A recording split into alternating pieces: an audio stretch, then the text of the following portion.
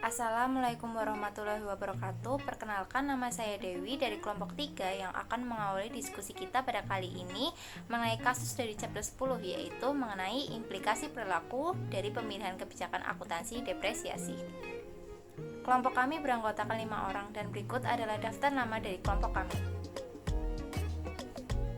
Oke, masuk ke pembahasan yang pertama, yaitu mengenai analisis kasusnya. Nah, sebelum kita mengetahui nih implikasi perilaku dari pemilihan kebijakan akuntansi itu sendiri, kita harus memahami adanya perbedaan dari pemilihan kebijakan akuntansinya.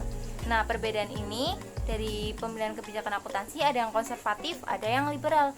Kalau yang konservatif ini itu menunda pengakuan penerimaan atau keuntungan atau mempercepat pengakuan beban atau kerugian, sedangkan liberal itu kebalikan dari yang konservatif ini. Sebenarnya baik liberal maupun konservatif itu sama-sama akan meninjau area akuntansi aset tetap yang berupa yang mencakup properti, plant, dan equipment. Selanjutnya, saya Rizky Aprilia akan melanjutkan pembahasan dari teman saya. Jadi di sini terdapat rincian kebijakan depresiasi dari keempat perusahaan. Yang pertama ada Delta Airlines, AMR Corporation, Singapore Airlines, dan Lufthansa. Di tabel berikut dapat kita lihat mengenai informasi yaitu estimated useful life, residual value, depreciation expense per year, dan annual depreciation expense for $100 gross value aircraft. Sehingga dapat kita lihat juga bahwa dari tabel tersebut keempat perusahaan ini menggunakan metode yang sama, yaitu metode garis lurus. Dan nilai sisa serta masa manfaat tiap perusahaan itu berbeda karena perbedaan waktu. Selanjutnya di sini ada fakta-fakta pendukung yang digunakan dalam kasus ini. Yang pertama, sebuah pesawat terbang dapat mengudara tanpa batas dengan asumsi bahwa pesawat tersebut dipelihara dengan layak. Yang kedua, biaya pemeliharaan pesawat cenderung meningkat sepanjang waktu. Dapat kita lihat pada grafik yang sudah tertera. Grafik ini menunjukkan fungsi biaya pemeliharaan atau maturity factor dengan jumlah jam kumulatif atau cumulative flight hour. Yang selanjutnya yaitu masa manfaat ekonomis terbatas tetapi sulit diestimasi. Dapat kita lihat pada pesawat DC-3 yang telah mengudara sejak 1935 masih menerbangkan rute-rute komersial, berbeda dengan pesawat Boeing 707 yang mengudara pertama kali pada tahun 1957 sudah tidak kompetitif pada pasar penumpang. Dan yang keempat yaitu ada harga pesawat baru cenderung meningkat sepanjang waktu. Dan yang terakhir, di banyak negara seperti Amerika Serikat, peraturan tentang depresiasi yang diizinkan demi keperluan perpajakan berbeda dengan keperluan pelaporan keuangan. Hal ini berarti bahwa peraturan perpajakan itu mengizinkan akuntansi konservatif untuk tidak membayar pajak sebelum perusahaan memperoleh kas dari pelanggan. Jadi, perusahaan harus memanfaatkan hal ini untuk mendepresiasi sedini mungkin dan agar dapat menunda kewajiban pajaknya. Selanjutnya yaitu ada analisis masalah. Yang pertama, mengapa keempat perusahaan tersebut menyusutkan pesawat terbang menggunakan masa manfaat dan nilai sisa yang berbeda? Yang kedua, apa dampak atau akibat manajemen yang melakukan perubahan kebijakan penyusutan? Yang ketiga, apa yang dilakukan oleh manajer perusahaan untuk meningkatkan laba perusahaan dalam jangka pendek? Selanjutnya yaitu pembahasan. Mengapa keempat perusahaan tersebut menyusutkan pesawat terbang menggunakan masa manfaat dan nilai sisa yang berbeda?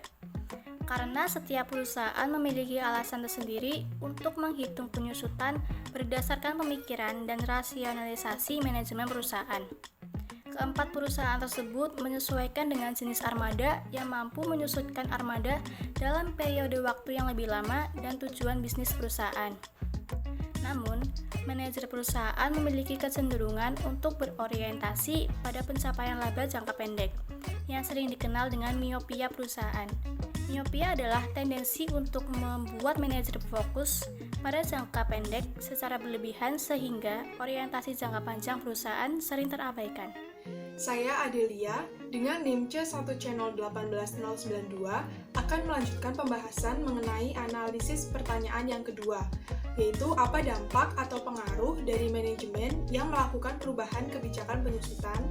Jadi manajemen yang melakukan perubahan kebijakan penyusutan ini akan mempengaruhi return on investment untuk mendorong manajer dalam mempertahankan aset lebih lama dari umur ekonomis yang sebenarnya, dan tidak berinvestasi pada aset baru yang akan menaikkan penyebut dari perhitungan return on investment.